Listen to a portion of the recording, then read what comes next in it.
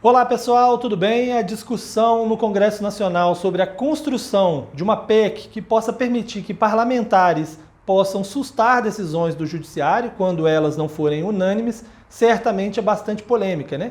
É um escândalo que foi revelado pelo jornal Estado de São Paulo e confirmado por vários parlamentares que trabalham na construção desse procedimento, dessa tese, né? Ficou a cargo do Domingos Sávio, deputado do PL de Minas Gerais, antigo tucano e hoje no PL, a função aí de construir esse material para se discutir dentro do parlamento. Eles esperam discutir isso após as eleições, né? E ela é muito perigosa porque ela discute diretamente a separação dos poderes, inclusive que é uma cláusula pétrea, né? Não se pode mexer na Constituição e criar uma PEC que possa abolir a separação de poderes. E, de certa forma, ela amplia os poderes do Legislativo para avançar sobre poderes que são do Judiciário, no caso, né? É bom lembrar que o Legislativo, que foi criado para legislar, ele já executa parte do orçamento, porque ele capturou uma parte do orçamento com a fragilidade, né, do governo federal, do Executivo. Então ele já, através do orçamento secreto, através das emendas de relator, ele já vem executando cada vez mais, então ele já tomou uma parcela da atribuição que é do Executivo, e agora ele quer também tomar uma parcela de atribuição do Judiciário, né, por meio do julgamento, de ter a decisão final sobre um julgamento. O que, obviamente, não se coaduna com a Constituição nem com o Estado democrático, né?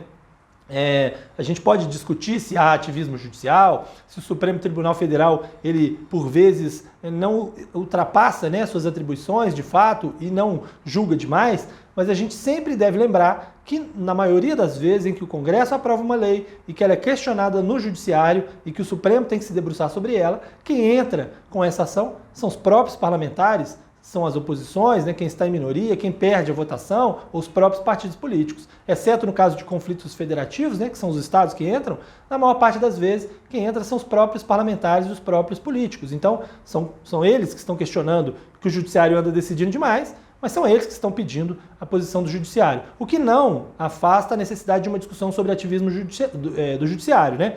Isso precisa ser, sim, discutido dentro de uma reforma do judiciário, dentro de uma construção do regimento do Supremo Tribunal Federal, uma discussão da sociedade, por meio de juristas, né, de quem realmente entende do judiciário e, claro, por meio de uma composição equilibrada do Supremo Tribunal Federal. E quem aprova a entrada dos ministros do Supremo Tribunal Federal são exatamente os parlamentares, que fazem, né, no Senado uma sabatina e aprovam ou não o nome que foi colocado pelo presidente. Então, quem define como será o Supremo Tribunal Federal, na prática, é o parlamentar que decide se vai aprovar ou não o nome do presidente. Quem normalmente aprova todos os nomes, depois não pode reclamar lá na frente que o negócio não está saindo como espera, né?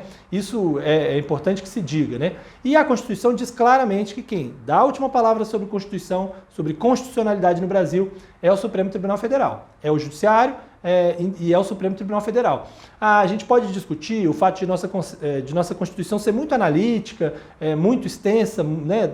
Detalhar muitos temas, ao contrário, por exemplo, da Constituição americana, que ela é bem mais curtinha, né, com apenas comandos constitucionais. Isso faz com que quase tudo esbarre na Constituição. E se quase tudo esbarra na Constituição, quase tudo pode ser questionado dentro de constitucionalidade no Supremo Tribunal Federal. Essa é uma discussão que pode ser feita e que precisa ser feita, mas não uma discussão de ocasião que leva para os políticos o direito de decidir sobre o seu futuro, porque na prática é isso que acontece. Se os políticos, os que têm decisão, os que têm mandato, né, são julgados dentro do Supremo, e se eles podem derrubar decisões não unânimes do Supremo, na prática, eles vão decidir se eles vão ser punidos ou não. O que não é aceitável e não pode ser dado como aceitável.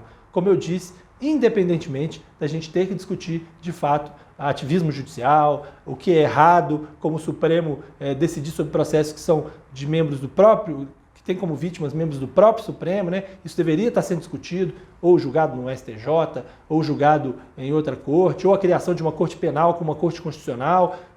Essa discussão de que há poder demais dentro do Supremo, ela pode ser discutida, inclusive com a divisão do Supremo em dois braços, né? Não, como eu disse, passando decisões que são próprias do Judiciário para o Legislativo, porque isso é muito perigoso. E é perigoso também para quem hoje é maioria e que amanhã pode ser minoria, né? É bom lembrar isso. Esse atropelo de dizer a maioria manda, o que o Congresso decidiu está decidido, amanhã pode se virar contra quem agora faz esse questionamento e o faz simplesmente porque o Supremo questionou a decisão sobre as emendas parlamentares, sobre o orçamento secreto, e eles não querem que ninguém impeça que eles possam fazer o que eles quiserem com o orçamento brasileiro. Um abraço para vocês e até mais.